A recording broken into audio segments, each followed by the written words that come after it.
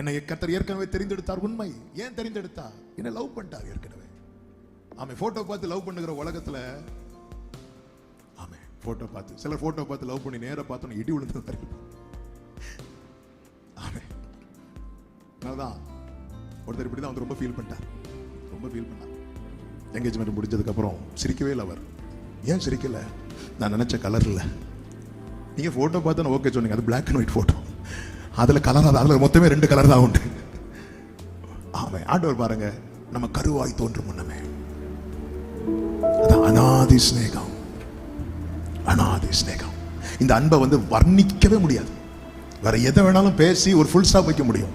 ஆண்டவருடைய அன்பு வந்து வர்ணிக்கவே முடியாது.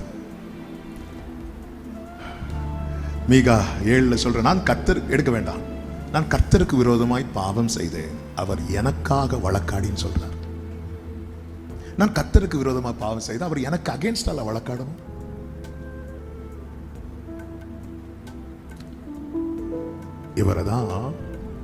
இவர் மிஸ் பண்ணவே கூடாது. இவர் மிஸ் பண்ணிட்டோம்னு வைங்களேன், நம்ம லைஃப் இழந்துட்டோம்னு அர்த்தம்.